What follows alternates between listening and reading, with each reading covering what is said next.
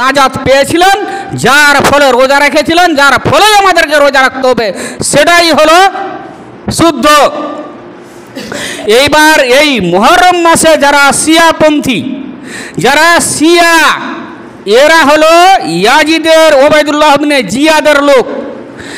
এরা ঢোল তামাশা করে, এরা বুকে ছুরি মারে, বেট মারে, এবং এই মুহররম মাসের 10 তারিখে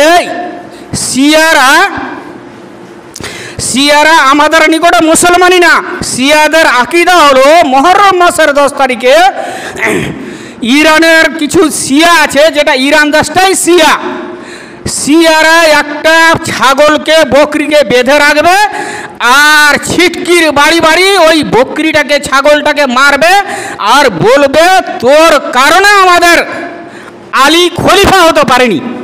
ওটাকে মা আয়েশা বানাবে, ছাগলটাকে মা আয়েশা বানাবে, আর ছিটকির বাড়ি বাড়ি মারবে, আর বলবে তোর কারণে আমাদের আলী খলিফা হতে পারেনি।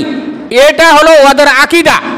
শিয়াদের আকীদা হলো আমাদের হযরত আলী নবী হয়েছিল, কারচুপি করে, ভুল করে জিবরাইল আলাইহিস সালাম মুহাম্মদকে নবী করে দিয়েছে। এটা হলো তাদের আকীদা। তাদের প্রথম খলিফা আলী হতো, কিন্তু মা আয়েশার কারণে আলীকে খলিফা না করে আবু বকরকে খলিফা করে দেওয়া হয়েছে।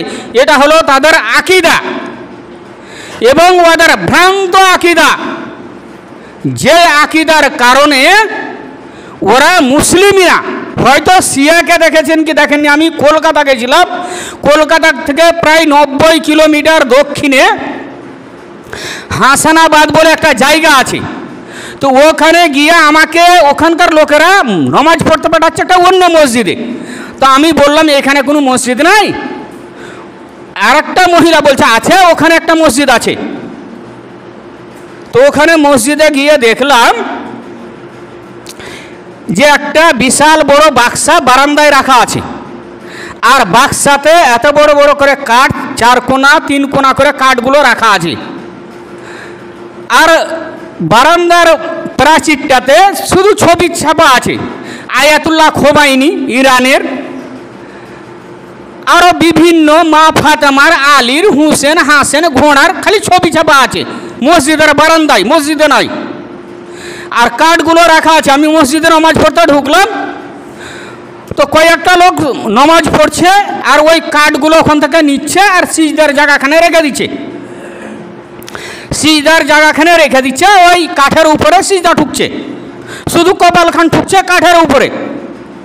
তো আমি গেলাম, আগে ওদের রং চেহারা দেখে নিলাম মসজিদখানে, দেখে আমি একাই নামাজ শুরু করলাম। আমি জোহরের নামাজ পড়ছি, 2 রাকাত পড়ব, কারণ আমি সফরের অবস্থায় আছি।